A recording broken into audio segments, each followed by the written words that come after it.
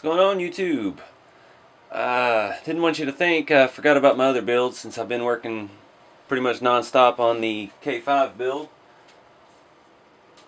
But got a package in today and told you I was going to do something with that Jeep body. I didn't just throw that whole project away. I just needed to make some changes. That chassis has been several different vehicles over its life, and it's not going to work for what I'm doing now. So you can see on the side of the box here we've got our package from the Czech Republic from RCmodelex, and this is our new frame. So I'm going to go ahead and open this thing up, see what it looks like in person. I've been real excited about this. I haven't really thought about it much this week. I've been building the K5, but I've been really excited to see some of his products because his trucks are awesome. I don't know, they're real expensive, but they're pretty dang awesome. And this is my attempt at making something like his rigs.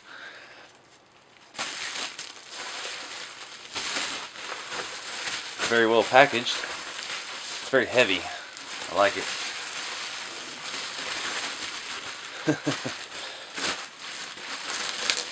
Come on now. Get this mess out of the way. There it is. The RCmodelex Tamiya Jeep YJ body frame. The frame for the body. Now I'm really glad I didn't cut anything off of this yet, because it mounts with the stock Tamiya mounts on the back. I will have to cut the bumper off. Dang it, I didn't realize that. Not a big deal though, because it has the bumpers made onto it. Show you in the back here, it's got a... Oh, I thought that actually swung out. It's got a tire mount. It's not a swing out gate. It's got D-ring shackles on the bottom. It's got sliders made onto the frame and a front stinger bumper. I can pull this off now. Maybe. Oh, we opened Pandora's box with this. There we go. Alright. So, let me get this bubble wrap out of my way so I can show you here. Get up here and look at it. Alright. Got everything cleaned up. So, it looks like our body mounts. Like I said, our bumper, and then we have these pieces on the side with a screw hole. So that makes up for cutting the front bumper off. Got our battery / electronics tray, and all our shock mounts are adjustable. The machine work on this is really nice. It's nice and smooth. There's no jagged edges. The finish is nice. It's very, very nice looking stuff. This bumper is really nice looking. I'm not exactly sure how you're supposed to put a winch on there. It's got like a little recess, but there's no holes in it. I guess we'll just have to drill it out and put bolts in from the bottom. Our motor mount. Now that's one thing the Model X rigs seem to have. Where's mine? They use the Willie King transmission from HPI. And it is a very solid unit, and it's very small. I bought a couple of these when I was doing the 1/14 scale semi-trucks, and I was using them for gear reduction. It's 7-to-1 gear ratio, and you put it on front of your 3-speed, and it really slows it down. And luckily I have an extra one just hanging out in the bag, and it bolts directly on here, and then you bolt your motor to it, and it all jives nice and perfect inside this chassis. These chassis he doesn't offer any leaf spring options for the Jeep body. I'm not exactly sure what I'm going to do yet. You can see all the the 4-link mounts are adjustable for 2 different settings.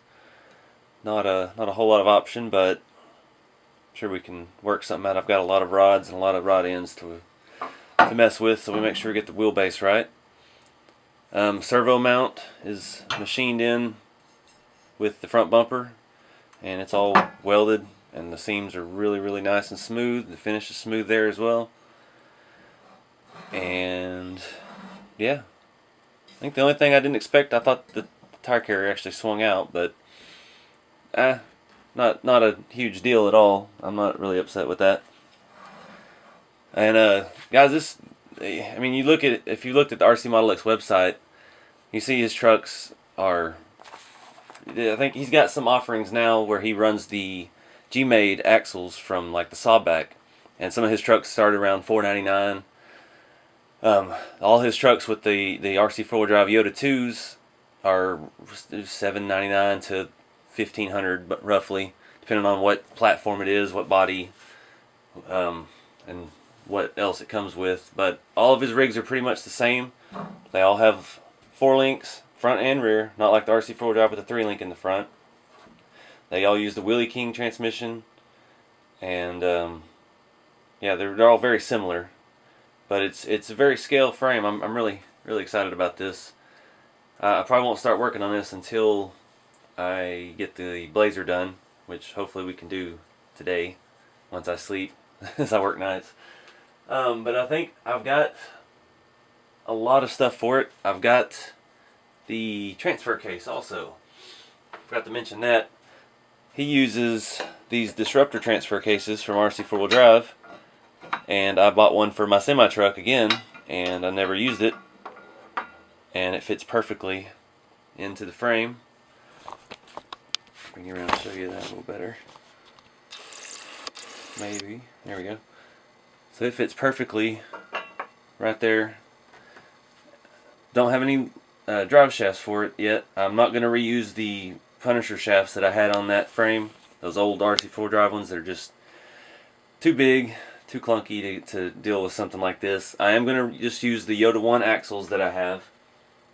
And I'll probably just use the axial shocks for now until we get it up and running and we can tune them and see what works. And if they're working fine, I don't have any problem with those axial kit shocks. They've been really good to me on the stuff I put them on.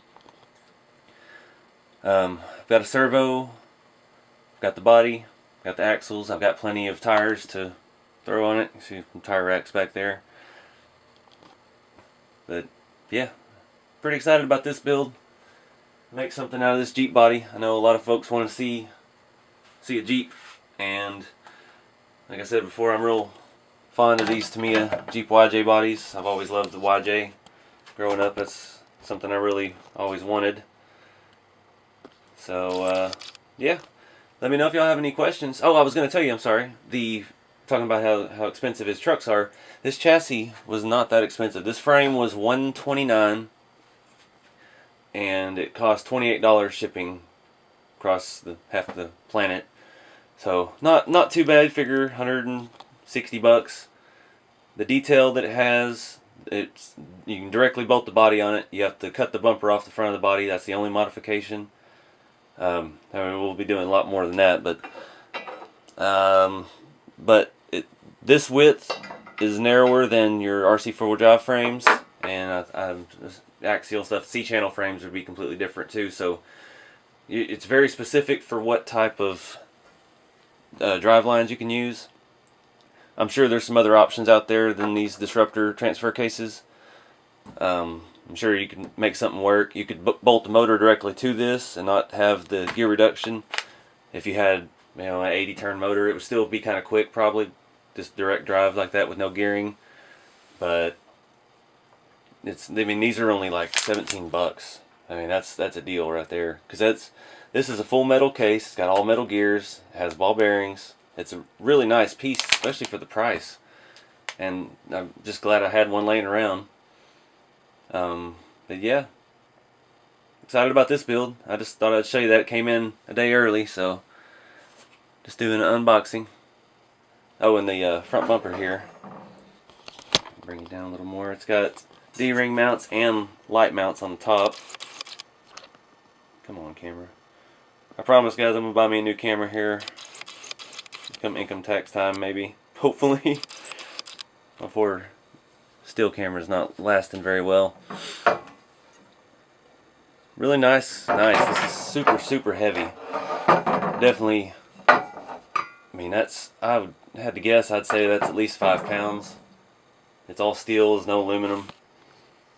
So I think I like heavy rigs. That they seem to perform more realistic looking the more weight you got on it, and it always helps to have that weight down low. So it's gonna be a good base. But stay tuned. Hopefully we can get started on this sometime pretty quick, and at least get it rolling so we can start making ideas for the body. If I'm gonna cut the top off or I'm gonna leave it, what I'm gonna do. So, anyways, thank y'all for watching. And please like, subscribe, and share. Stay tuned for more to come.